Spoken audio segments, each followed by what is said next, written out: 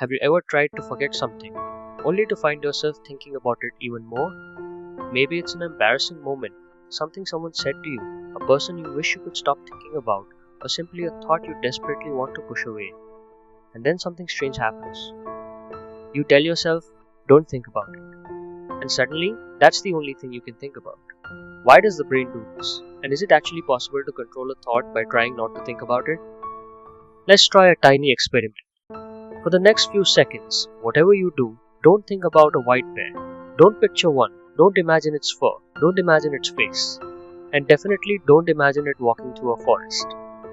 Did you just picture one? If you did, congratulations. You've just experienced one of the most famous demonstrations in the psychology of thought. And the story behind it is even stranger. In 1987, psychologist Daniel Wegner and his colleagues studied exactly this phenomenon. Participants were asked to think about anything they wanted, with one important instruction. They were not supposed to think about a white bear. Whenever the thought appeared, they had to acknowledge it. Later, when participants were finally allowed to think about the white bear, those who had previously tried to suppress the thought showed more preoccupation with it than people who had been allowed to think about it from the beginning. The experiment became famous as the white bear study. But here's where things get really interesting. Wegner proposed that thought suppression creates a strange mental conflict. Imagine you're trying not to think about an embarrassing conversation. Part of your mind searches for something else to focus on. Maybe your work, maybe a movie, maybe your phone. But another process is quietly monitoring you in the background. It's asking, am I thinking about that conversation? And there's the paradox. To check whether the unwanted thought is present, your brain has to keep the idea of that thought available. It's almost like having an internal security guard whose job is to make sure a certain person doesn't enter the building by constantly checking whether that person is at the door. But there's an important detail most explanations of the white bear effect leave out. The thought doesn't necessarily become stronger simply because you try to suppress it. Research has found a distinction between two effects. One is called immediate enhancement, the thought becoming more accessible while you're trying to suppress it. The other is the rebound effect, the thought becoming more prominent after the suppression period ends. And a large 2020 meta-analysis of 31 studies found something surprising. The rebound effect was consistently observed. But the immediate effect depended much more on whether people were under cognitive load.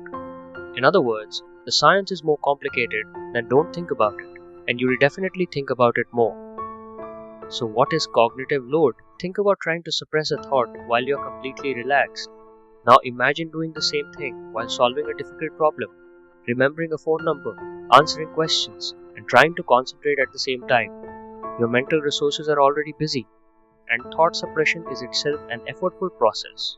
When those resources become overloaded, the monitoring process can become especially important. That's why unwanted thoughts can sometimes feel much harder to control when you're tired, stressed, distracted, or mentally exhausted. And then there's emotion. Not every thought is equally important to your brain. A random thought about a blue chair is easy to ignore, but a thought connected to fear, embarrassment, regret, rejection, or something you deeply care about is different. Your brain treats emotionally significant information as important. So imagine you're lying in bed after an argument. You tell yourself, stop thinking about what I said.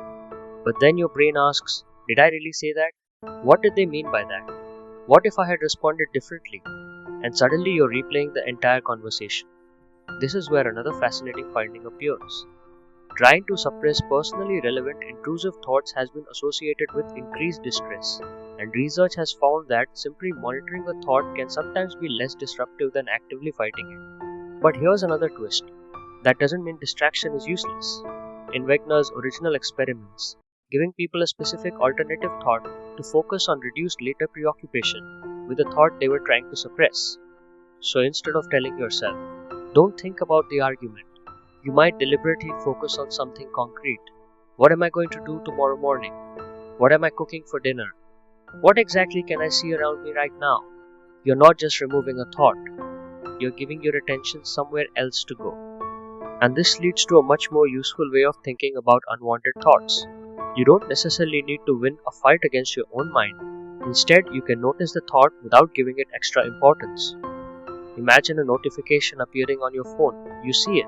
You know it's there. But you don't have to open it. You don't have to delete it. and you don't have to keep checking whether it has disappeared. You can simply think, "There's that thought again," and return your attention to what you were doing. Interestingly, controlled research has found that acceptance-based approaches can reduce the distress associated with intrusive thoughts, even when the thought itself doesn't immediately disappear. And studies comparing suppression, focused distraction, and acceptance have found that suppression can be particularly unhelpful when intrusive thoughts are already causing significant distress. But we need to be careful here. This doesn't mean you should never suppress a thought. Newer research has challenged the idea that thought suppression is always harmful. A 2025 review concluded that suppression can sometimes be effective in healthy people, depending on the situation and the method being used. And in 2003, researchers even found that trained suppression could reduce the memory and emotional impact of certain fearful thoughts. So the real answer isn't simply never suppress your thoughts. The real answer is much more interesting. Your brain isn't a machine where every thought can simply be switched off.